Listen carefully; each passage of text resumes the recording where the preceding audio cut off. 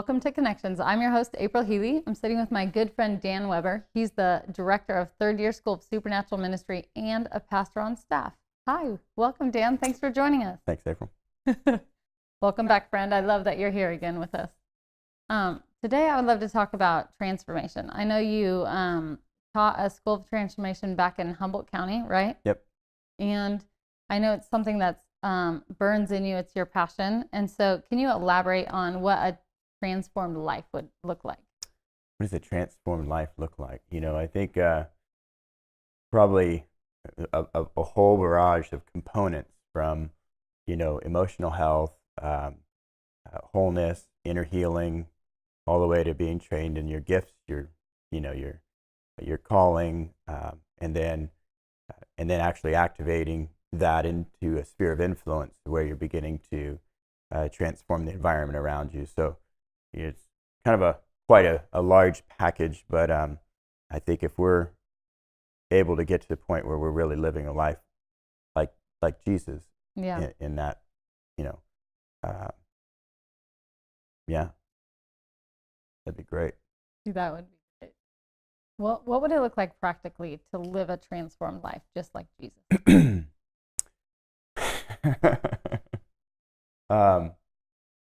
What would it look like to live like Jesus? Well, I would think that we would probably not let a lot of things get to us the way they do. Yeah. I think Jesus lived a pretty powerful life and not allowing the people around him, circumstances around him, situations to really determine or dictate where he was going, what he was doing, what he was there for. So, in that we'd be kind of talking about like a life of victory, if you will, that we are the victor rather than the victim. So that would be an example of living a life, transformed life like Jesus. Yeah. So I know you've actually lived a pretty transformed life yourself, based on your testimony. So can you actually let us in, tell us who you are, what you looked like before the Dan Weber I know right now sitting in front of me? That was great. Well, I grew up, I've never known my biological father. So I did have a dad growing up. My mom and dad had gotten married when I was real young. And then they got divorced when I was real young as well. And so my technically stepdad, who's really my dad, got custody of me. And my brother and I just grew up with him. And,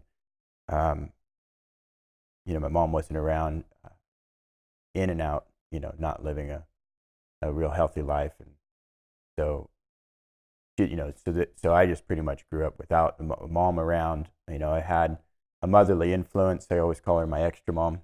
Nice. I like that. So she was around, not necessarily present, because they weren't married or anything like that either. So so growing up, I was probably 13 when I got saved, gave my life to the Lord, and then did the church thing for a couple of years, and in the mix of that, started dabbling with drugs, and probably about 16, I moved out of the house, started dealing drugs, left the church scene, and really kind of went down a road where, my drug of choice was more. So I would do anything and everything, and deal anything and everything that made money and could pay for my habit. Learned some of my first principles of business doing that. So it's great. Yeah, you are a really good businessman. You do all your profit and it doesn't work out though. Yeah, that's true. So I was learning some really good business experience early on. Yeah. Did that for about 3 years. About 19, ended up on the needle, using drugs intravenously, and crashed pretty hard. Found myself in prison later that year, my 19th year, and did a few years in prison. Got out, and like to say everything was back in order, but I definitely did come to an encounter with the Lord when I was in prison, where it was like, oh no, this is, I could finally hear his voice for the first time. I remember that was the first time I'd ever heard his voice in my head. And, still went back to after I got out, still kind of dabbled around. I was 22 when I met my first wife, and then that's really what brought me back to the church solidly. And you know, we were together for a couple of years, and she left, and you know, between her and you know, me meeting Quinn was really this year of like, well, probably one of the only times I'd ever been alone with the Lord. Wow. Like, you know, I'd probably had a girlfriend or some sort of a romantic interest since I was 15. So there was always, I mean, the whole reason I really got plugged into church when I was a kid was because there was a girl at youth group, you know. So there was always that factor. And so this was kind of a real neat phase where I really actually started encountering the Lord, just me and him, for me and him. Yeah. Like, not because there was a girl involved, not because of, you know, anything other than just his presence. So yeah, I met Quinn in 2001, and it was also the first year I went to Bethel, and I never looked back at that. Huh. Yeah, it was, you know, encountering the Lord is real, not just even, you know, we kind of grow through life and are always kind of encountering him newly in new ways because he's infinite. There's always more to be had and be seen and be experienced. And this was one of those, you know, the father in my life at the time was said, that was the moment. It's like you've never looked back, you ran. And that was like the milestone moment. When I got married that year, and and we just set off running after his presence and after his face, and growing and discovering, obviously getting introduced to Bethel and the kingdom culture, and learning about identity and how it just contrary it is to what most of us growing up in church or having any church experience even knew. Really just setting me free, you know. Yeah. During that like 1 year of encounter, was there a single time that it felt like was a standout moment of an encounter you had, or did it feel like the whole year he was kind of pursuing you and embracing you?